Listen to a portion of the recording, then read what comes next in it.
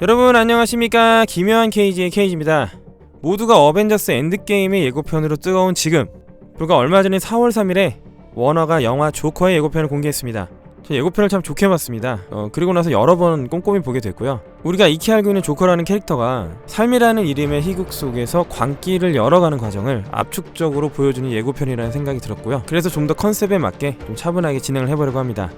우선 먼저 감독에 대해서 말씀을 드리겠습니다. 감독은 토드 필립스라는 감독인데요. 처음에 감독 캐스팅이 말이 안 된다고 생각했던 이유가 여러분도 익히 잘 아시는 코미디 영화 행오버의 감독입니다. 토드 필립스 감독이 각본도 잘 쓰시는 분인데 공동 각본가가 에미넴이 나왔던 8마일의 각본가인 스컷 실버입니다. 행오버로 인연을 맺은 브래들리 쿠퍼가 제작자로 참가를 했습니다. 예고편의 초반부를 보시면 주인공인 아서에게 누구랑 이런 식으로 이야기를 하는 게 도움이 되냐 뭐 이런 식으로 얘기를 합니다. 제가 영어를 잘하는 건 아니어서요. 그냥 씩 웃고 끝나죠. 그러니까 뭔가 카운슬러라거나 정신과 의사의 도움을 받고 있는 것 같습니다. 극중 조커의 본명은 아서고요. 배우는 호아킨 피닉스입니다. 전 이 장면이 좀 인상적이었는데 3인칭 게임 같은 느낌이 듭니다. 뉴욕시 이곳저곳에서 영화를 찍은 것 같은데 관광객들이 잘 가지 않는 맨하탄 북쪽에서 촬영을 한 게 아닐까 그런 생각이 듭니다. 계단을 올라가면서 어머니는 항상 나에게 웃으면서 행복한 얼굴을 하라고 했다라고 말합니다. 목욕을 시키는 장면이 정말 연인처럼 행복해 보이는데 어머니인 것 같습니다. 살짝 앞장면을 보시면 샤워기가 안 보이거든요. 그래서 플라스틱 컵으로 목욕을 시켜주죠. 형편이 좀 안 좋은 것 같습니다. 이 장면을 보시면 조크스라고 쓰여 있는데 이거는 아서가 사람들을 웃기려고 스탠딩 코미디의 대본 같은 걸 준비하는 것 같습니다. 그리고 어머니는 내가 세계에 웃음과 재미를 전할 사명을 지고 있다 라고 중얼거리고 있습니다.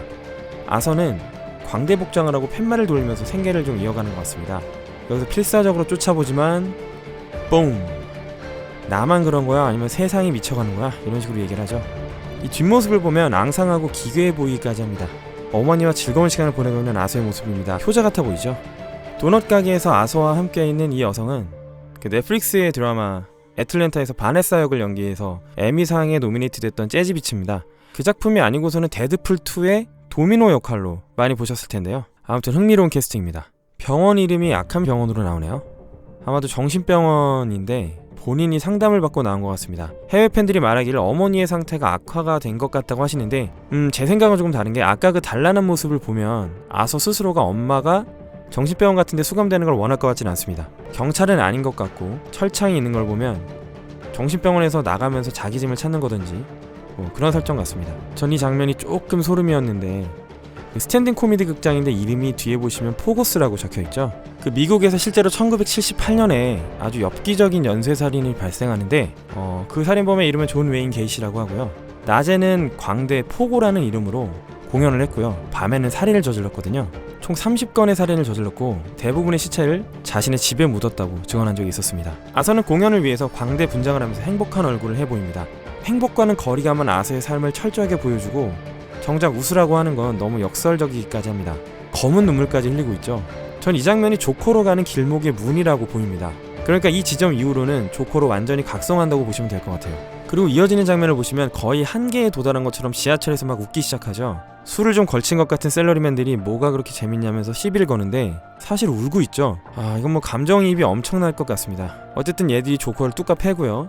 이 장면이 좀 흥미로운 이유가 또 있는데요. 이 지하철이 현재 뉴욕에서 지금 다니는 게 아닙니다.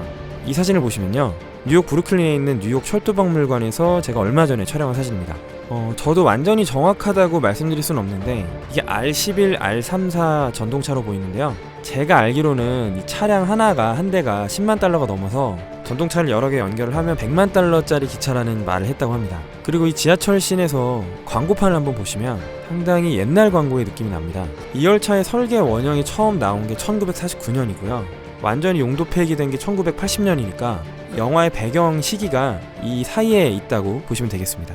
이 전시용 열차 같은 걸 가져다가 좀 흔들면서 지나가는 레일 조명을 친 게 아닌가 생각이 듭니다. 이 장면을 보시면 여기서 뭔가가 끊어져 버려요. 그게 아서와 조커를 연결하는 마지막 사슬 같은데 이 장면 이후부터는 아서가 사라지고 조커만 남는 게 아닐까 싶습니다. 그리고 뛰죠. 그럼 나중에 가방은 잘 챙겼네요. 여기는 센트럴파크 같고요. 이제야 비로소 진짜 조커처럼 보입니다. 건물 위쪽을 보시면 웨인홀이라고 쓰여있죠. 이 웨인홀에서 찰리 채플린의 모던 타임즈를 상영하는 것 같은데 여기에 광대 피켓을 난 시위꾼들이 서 있습니다. 텔레비전에서 어떤 겁쟁이가 냉혈한 행동을 하는가, 그 배후에는 마스크를 쓴 남자가 있다 라는 이야기를 합니다. 이 장면은요, 마틴 스콜세지 감독의 택시 드라이버의 느낌이 좀 납니다. 아직 안 보신 분들은 명작이니까요. 한번 보시는 걸 추천드립니다. 경찰이 지하철에서 누군가를 추격하죠. 그리고 그 안에 아서처럼 광대 모습을 한 사람들이 여러 명 등장합니다. 아서가 빨간 코를 붙이고, 아니 이제 조커라고 불러야겠죠. 조커가 빨간 코를 붙이고 높은 담벼락을 따라갑니다. 그 시선 끝에는 작은 소년이 있습니다. 이 친구는 IMDb에서도 알려졌다시피 어린 시절의 브루스 웨인입니다.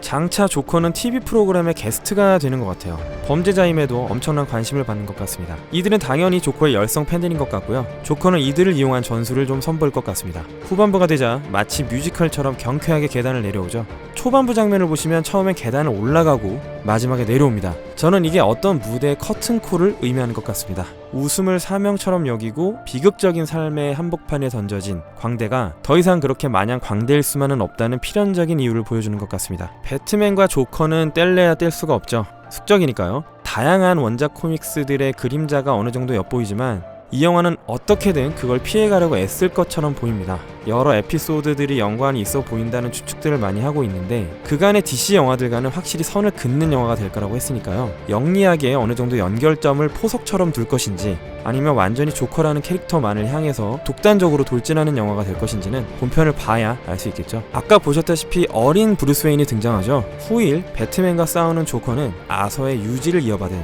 다음 세대의 조커일 수도 있다는 생각을 좀 해봅니다. 사실 우리는 좀 더 조커라는 인물의 개념을 확장할 기회를 못 가졌었죠. 잭 니콜슨, 히스 레저, 자니 드레토 다 좋긴 했었는데요. 다만 너무 그 인물에게 집중되게끔 디자인이 되어 있었고요. 조커가 여러 세대를 이어나갈 수도 있다는 생각을 딱히 하지는 못했었거든요. 특히나 조커라는 인물을 영화로만 접한 사람들에게는 더더욱 그럴 것 같습니다. 지금 현 세대인 벤 애플렉 버전의 배트맨과의 개연성을 완전히 포기하기엔 조금 아쉽지만 개연성을 준다고 하더라도 그 점에 동의하기가 어렵습니다. 벤 애플렉 버전의 배트맨과는 톤이 좀 안 맞을 것 같거든요. 그리고 저 개인적으로는 이 작품이 벤 애플렉의 배트맨과 연결되길 바라진 않습니다. 이 조커를 기준으로 리셋된 배트맨이 등장하는 배트맨이 오로지 조연일 뿐인 아주 지독한 범죄 영화가 나오면 좋을 것 같습니다. 그리고 추측해보건대 이 영화 마지막에 만약에 이 아서가 조커로 흑화가 되고 브루스 웨인의 아버지인 토마스 웨인을 죽일 수도 있겠다는 생각이 들기도 하고요. 그런 엔딩은 꽤 좋지 않나 싶습니다. 예고편만 보고 판단하기는 어렵지만 장면을 봐서는 연출이 어딘가 모르게 좀 데이비 핀처스럽지 않나요?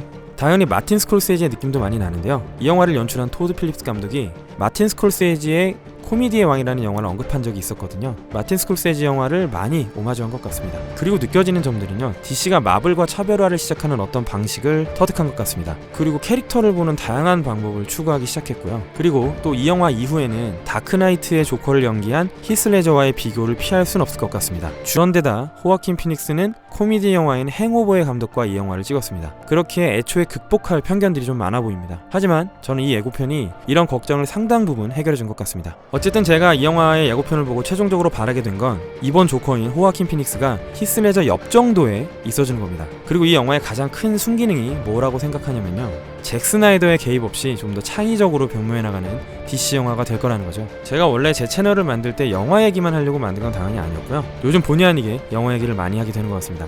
단순히 알게 된 것들을 기준으로 나열하는 게 아니라 알고 있는 것을 기준으로 들어온 정보를 해석해서 여러분과 담론을 나누는 장소가 되면 좋겠다는 생각을 막연하게 해봤고요. 영화는 최고의 엔터테인먼트고 우리는 더 즐겁게 즐기는 방법을 알고 있으니까요. 토드 필립스가 연출하고 호아킨 피닉스가 주연한 이 영화 조커 충분히 기대해볼만 할 것 같습니다. 지금까지 영상을 봐주신 여러분들께 감사를 드리겠고요. 재밌게 보셨다면 구독과 좋아요, 알림과 댓글도 부탁드려 보겠습니다. 기묘한 케이지의 케이지였습니다.